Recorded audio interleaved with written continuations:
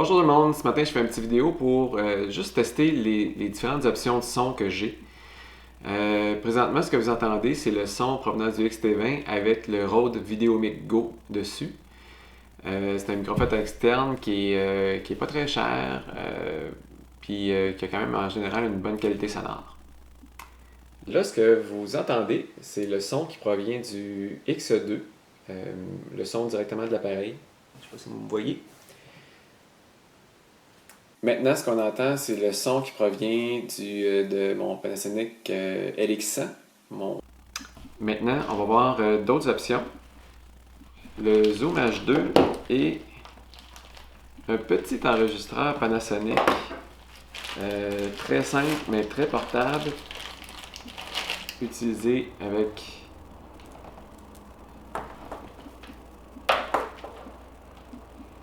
un petit lave-mic Sennheiser. J'aurais dû brancher ça avant, mais pas grave, on va installer ça.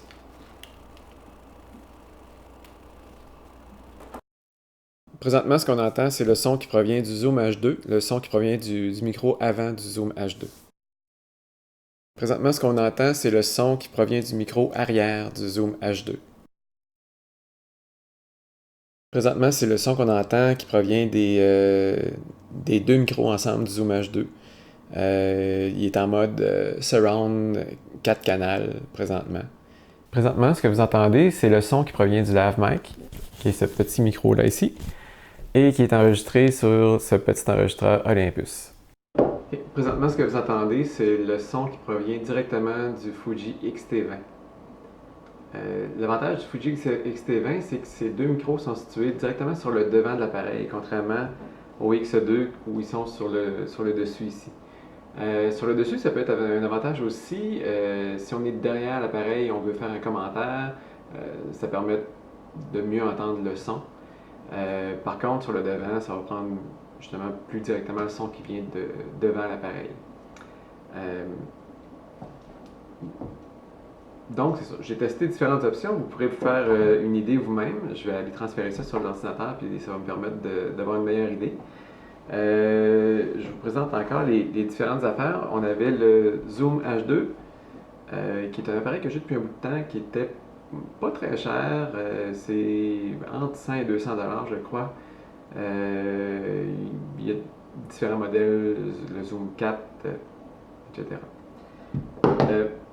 Ce petit appareil-là, tantôt j'ai dit Panasonic, mais en fait c'est Olympus. C'est un petit enregistreur de poche Olympus qui était vraiment, vraiment pas cher, qui est rechargeable, qui se branche directement dans un port USB pour le transfert, qui a une bonne capacité de mémoire et que j'utilise.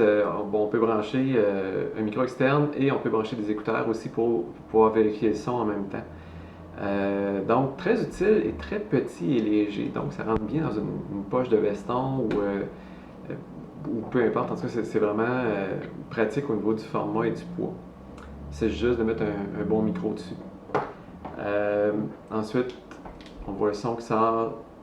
On a vu le son qui sortait du LX100, qui est mon petit appareil compact préféré. Le son du X2 et le son du XT20. Ah, et le micro que j'ai utilisé tantôt, c'est ce micro-là. Ça, c'est ce qu'on appelle un dead cat. C'est pour. En fait, c'est pour quand on est à l'extérieur, pour protéger du vent, pour pouvoir qu'on entende toujours le du vent dans le micro. Bon, j'ai été un petit peu lâche, je ne l'ai pas enlevé tantôt pour l'intérieur, mais normalement, on pourrait l'enlever à l'intérieur pour être certain d'avoir le meilleur son possible.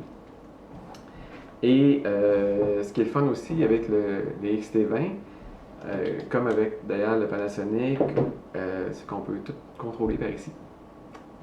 C'est un petit test juste pour vous donner une idée et pour me donner une idée à moi aussi pour voir est-ce que je suis toujours obligé d'apporter ça ou est-ce que le son de l'appareil peut être suffisant. Dans quel cas utiliser quel matériel, c'est toujours ça le choix. Donc, si vous avez aimé, gênez-vous pas, abonnez-vous à ma chaîne, mettez-vous un petit pouce par en haut ou laissez-moi un commentaire. Si vous avez des questions, s'il y a des choses que vous aimeriez que je teste, laissez-moi un commentaire sous la vidéo. comme je disais hier, ça fait des années que je fais de la photographie. J'ai quand même fait aussi un petit peu plus de vidéos. J'ai suivi quelques petites formations en vidéo. Mais tout ce qui est Fuji, c'est du nouveau pour moi. Donc, je vais apprendre et découvrir en même temps que vous. Euh, donc, c'est ça. Si vous avez des questions, des choses que vous aimeriez savoir, laissez-moi un commentaire, puis je vais essayer d'y répondre, soit dans les commentaires, soit dans un prochain vidéo. Merci beaucoup. Et avec ce petit appareil-là, ben, je peux vous dire bye bye d'ici.